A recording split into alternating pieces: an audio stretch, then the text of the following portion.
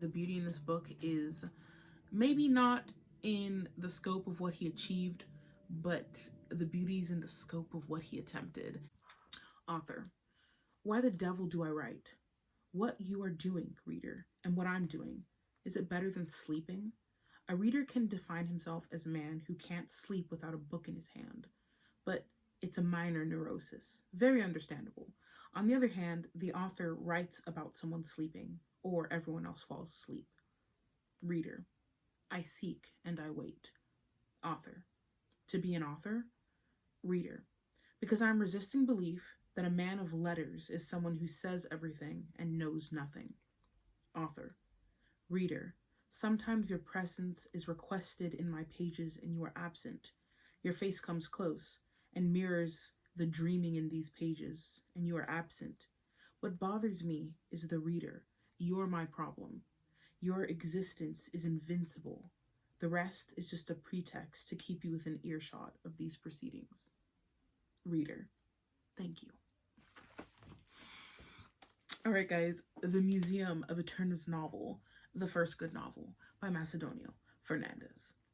Guys, not me actually reading the granddaddies of magical realism in Latin America, you know, the beginnings of postmodernism. Look at me. I said this before, but I'm going to remember this as the year that I discovered Jorge Luis Borges. And I bought this book a while ago. Shout out to Echoes of Lost Libraries. You're the realist, my dude. Because he's the reason I picked this book up. Because Macedonio Fernández, who is more popular outside of the US in like Argentina, famous for a lot of reasons. He had his own literary merit, but you know, mostly in the English speaking world, he's known for his connection and his kind of mentorship of Jorge Luis Borges, which I need to know more about. Obviously, that's why I'm here reading this book, because I'd read Labyrinth earlier this year. I'm really also in my beginning journeys of reading through Borges' work. I read Labyrinth, which contained just some of his stories, and I tried to order the collected fictions, and I did order the collected fictions, but they sent me ficciones instead, which was their fault, but I was too lazy to like return it, so I'm gonna have to reorder it, unfortunately. What I think is interesting about this weird little book, which is made up of 120 pages of prologues, these kind of breaking the fourth wall, very postmodern of him, huh? Thoughts and musings of an author's relationship with a reader, with the character's relationships with an author, with the reader as a character, with what is the point of literature, how far literature can go. That's kind of how Macedonio spends the first, like I said, 120 pages of this book. And then he goes into this kind of very disjointed novel section of it. What I think is interesting is that I feel so compelled to talk about this book and to talk about the kind of ideas that he was exploring. And anybody who like knows a lot about like Latin American literature and philosophy and Borges and all that, don't be coming for me. I'm in my beginning journeys of really discovering who these people are and what they're about, so I'm speaking from like what I know, so don't come for my soul if you're like an expert, okay? I think it's funny just because I feel so compelled to talk about the stuff that I read in this book and like the ideas that were being explored.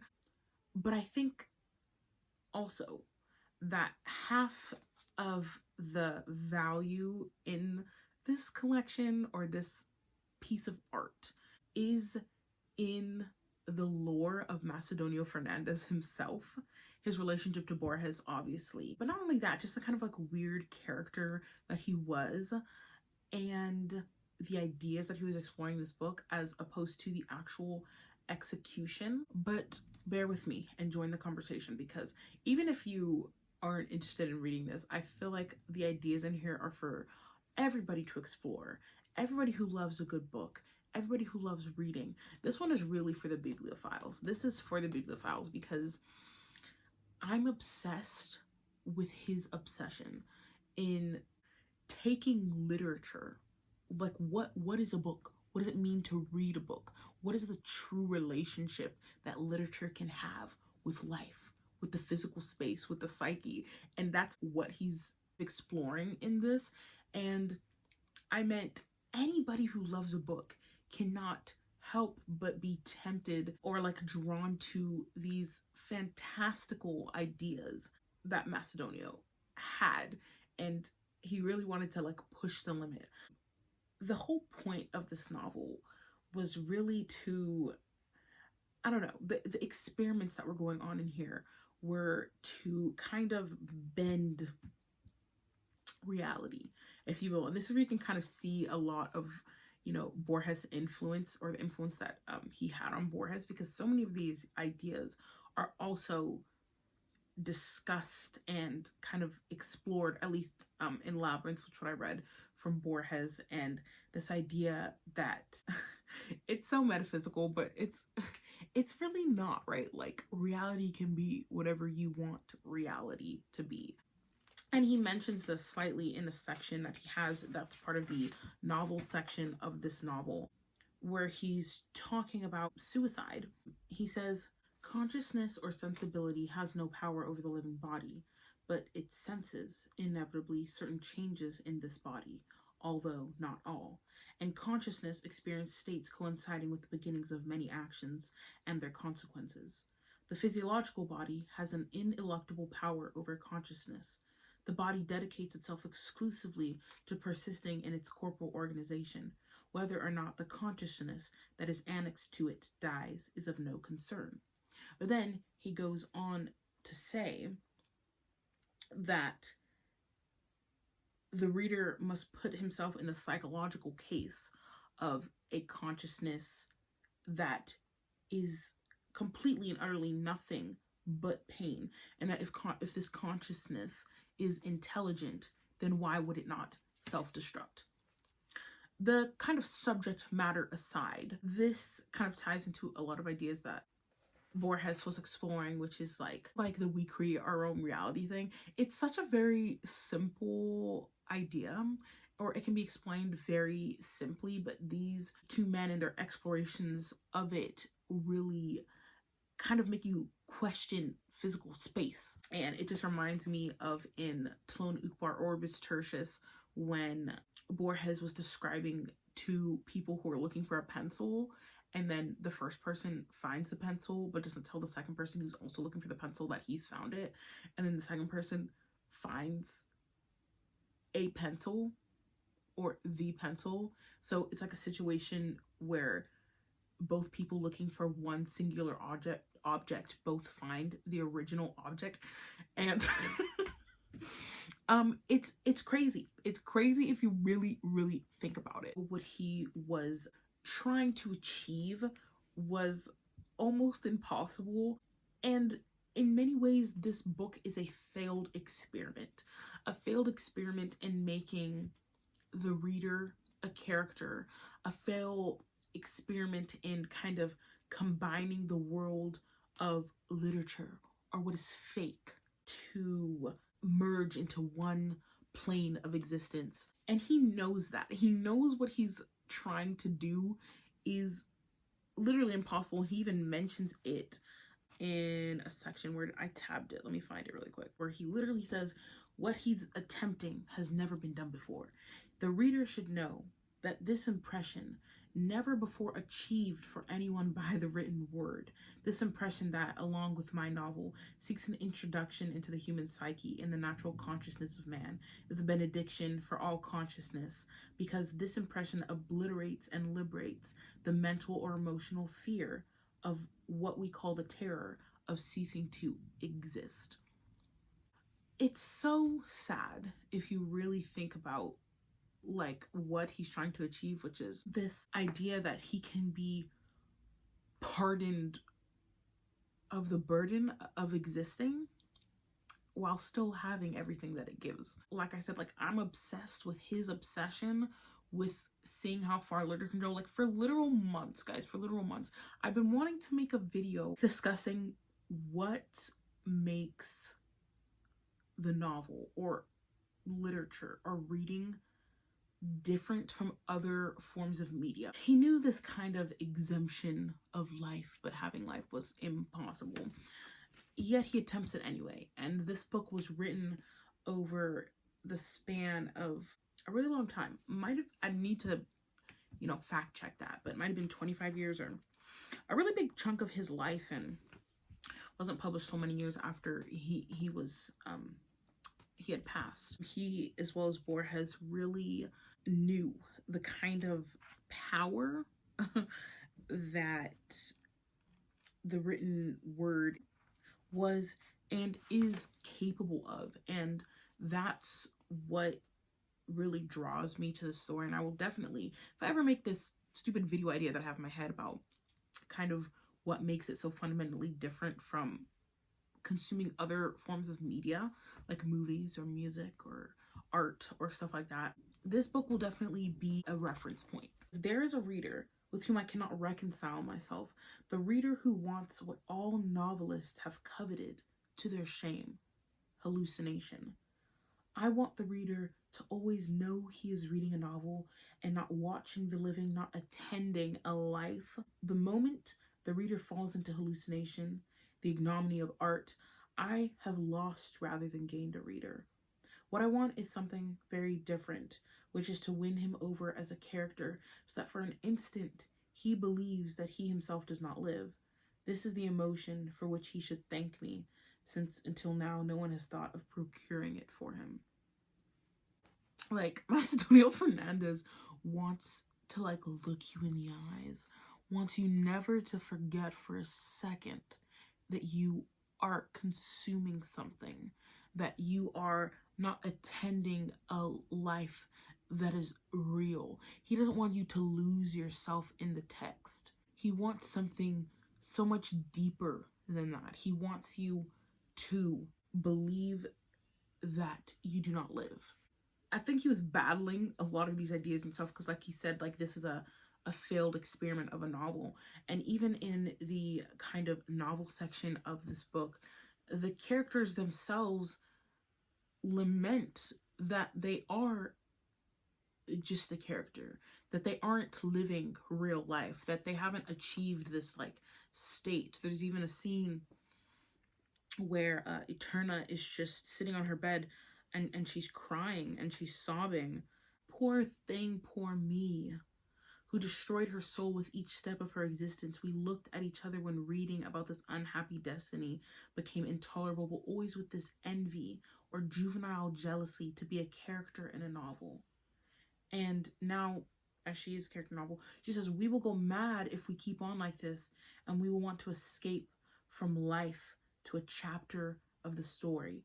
Who will show me that he never existed, that I only read about him, that I myself am nothing more than a shadow, a silhouette of pages? And she's saying she's this character being that every reader finds enviable, no matter the misfortune and the desperation that the novel afflicts upon them. You can see kind of the flaw. In simple terms, Fernández wants the reader to become a character and exist on this plane where you are untouchable. In a way, that's what I'm getting. And even the characters themselves, who are aware of this piece of themselves, haven't even found solace in being a character. But yet, that's what Macedonio wants to eventually happen in his ultimate fantasy, in which the reader becomes a character. A lot of just weird stuff going on in this book, and like I said, I feel so compelled to talk about it and the ideas that are in it, yet its execution failed. I think that's almost, again, part of this lore, and the fact that it is a failed idea or a failed experiment that just adds more to the idea of it, and kind of really pushing the envelope in experimenting what a novel can do, what it can mean to the everyday man. And there's this constant struggle between Macedonio and the reader, this figure that he has in his head, this this untouchable, like he said, this invincible persona that he could never quite conquer. And he's a weird little guy. I would like to know more about him. I have yet to find, this is one of 2 of his works that has even been translated into English, like I said, so there's not a lot of stuff for me to go on, but some crazy stories include him like trying to start a utopia with some other intellectuals in his day, and then like giving up immediately due to mosquitoes. Which is a very legitimate reason to give up a utopian society. Utopian society ultimately thwarted by mosquitoes. Or the fact that he published so very little when he was alive because he wanted his work to age. And it aged very well, in my opinion. I think even more highly of this book than I originally thought. Because I think I rated it like a 3.5 or something. Because I'm like, well, ultimately it is a failed experiment, but the idea is really interesting. But I think, like I said, that's part of it's part of its lore. This one is definitely for the bibliophiles. This is not, I don't know if this is something that the average reader would really enjoy, unless you're really obsessed with reading, with the idea of reading, with the power that literature has, the power that I know literature has. I don't know if I can classify myself as a really bibliophile. I don't know what the exact definition of it, but I do feel this affinity for the written word, even when I remember being in kindergarten and my kindergarten teacher gifting us a book. It was The Gingerbread Man for the first time, and this kind of elation that I felt. Like I was just always, and I was like, oh my gosh, I have a book. I have this book now, and it has this certain power. And even at a certain time in my life where I was very suicidal and I was contemplating, like, what is there to live for? Like, what is there to live for? I had a list of 3 things, and y'all, books were one of them. I don't know. Am I a bibliophile? This is definitely for the experimental reader. This is definitely for someone who kind of wants to push certain limits of thought and wants to enjoy a little bit of philosophy and some metaphysics and maybe just a little bit of weirdness. And also for fans of Borges, who I think kind of align on that same kind of plane of those interests. But there's definitely merit in this book, and I haven't really seen anybody on BookTube really talking about it, except Echoes of Lost Libraries, and any other content I think was in Spanish. So hopefully I can push some maybe 1 or 2 readers who think that this might be up their alley somehow, to really, I don't know, give this man a chance and to kind of see what he was up to. He's a weird little guy, and I think this is something I definitely want in my collection. This is something I want to revisit to kind of, I don't know, experience the weirdness and, I don't know, appreciate the scope of maybe not what he achieved, but appreciate the scope of what he attempted. I'll be continuing my journey with the little weirdos of Latin America. Who's next on my list? Maybe Piglia? I don't know. I got a lot to read. My sister's TV is always so loud. It's so annoying. I always tell her to lower it, but she doesn't listen to me. Do you guys hear how loud that is? Anyway, we're gonna have to end this video because she's blasting this TV to heaven. Like I said, the beauty in this book is maybe not in the scope of what he achieved, but the beauty's in the scope of what he attempted. And I don't know, baby, that's what it's all about. Bibliophiles only would really, I think, appreciate what's going on in this book. It's kind of weird. It's a definitely a little bit of an acquired taste, but somehow I find myself feeling this is close to my heart in a weird little way. And I love that Fernández was just chilling out, you know, writing this weird little book all by his lonesome and didn't even publish it himself. I find it respectable. I find it interesting. I find him intriguing. The Museum of Eterna's novel. And yeah, pick it up if you're interested. But if you're not, then don't. And as always, happy reading, losers.